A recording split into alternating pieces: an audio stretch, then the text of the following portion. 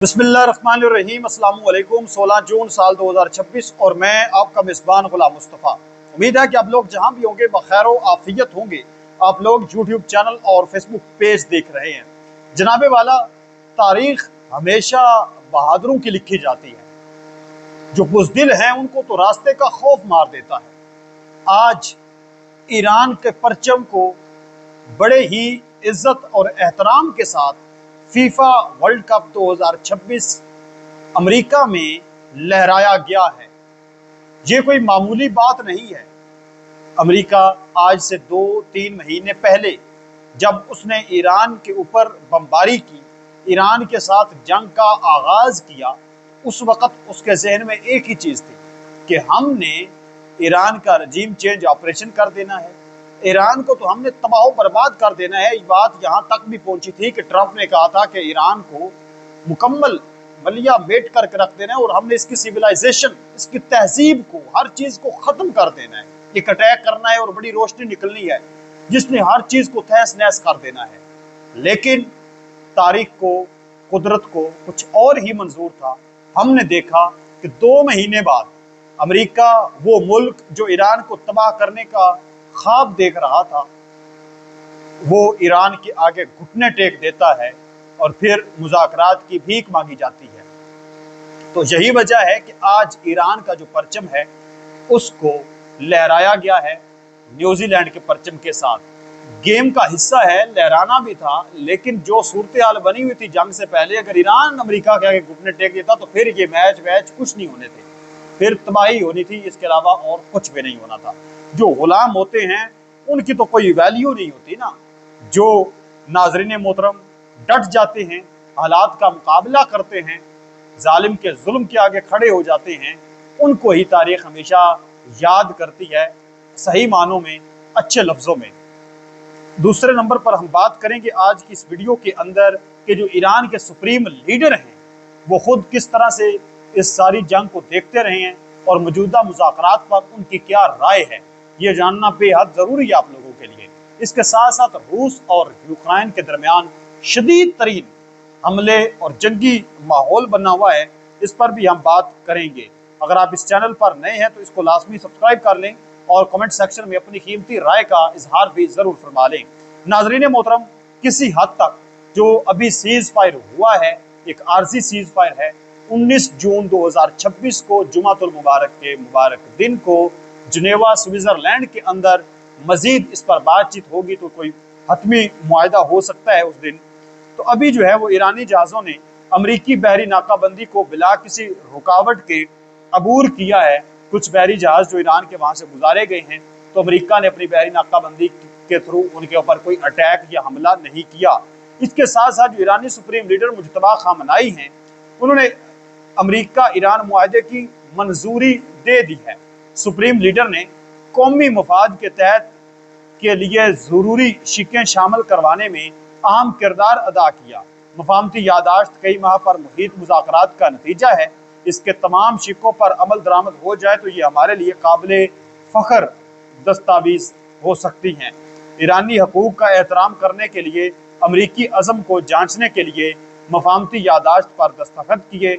ईरानी सदर मसूद पज़ेश्कियान ने ये स्टेटमेंट जारी की है कि जो ईरान के सुप्रीम लीडर हैं मुज्तबा खामनाई, उन्होंने भी जो अभी सीज़ फायर हुआ है या जो मुआहदा हो रहा है, जिसके जो नुकात हैं, पॉइंट हैं, वो भी 2-4 दिनों तक, 1-2 दिनों तक सामने आ जाएंगे। तो इस पर उन्होंने भी रजामंदी जाहिर की है।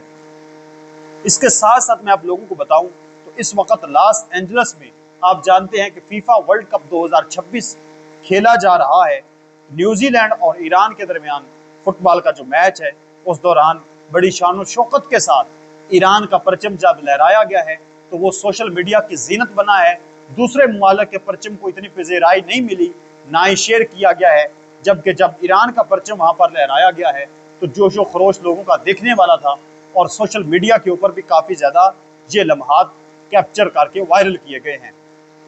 ईरान के जो वज़ीर ख़ारजा हैं अब्बास इराक़ची, उन्होंने कहा है कि मुज़ाकरात 2 मराहिल में आगे बढ़ेंगे। पहला मरला जंग का खात्मा और आबनाए हुर्मज़ का मामला है, इसको क्लियर किया जाएगा। फिर मुंजमद जो फंड्स हैं اور تعمیر نو پر بات چیت، یعنی یہ جو ہے یہ پہلے ان چیزوں کو دیکھا جائے گا۔ ایران کے اندر تعمیر نو کے لیے جو فنڈنگ ہے وہ ہوگی، منجمد فنڈز واپس ہوں گے، آبنۂ ہرمز اوپن ہو جائے گا، جنگ کا خاتمہ ہو جائے گا۔ دوسرے مرحلے میں ایٹمی معاملے اور پابندیوں میں نرمی پر 60 روزہ مذاکرات ہوں گے۔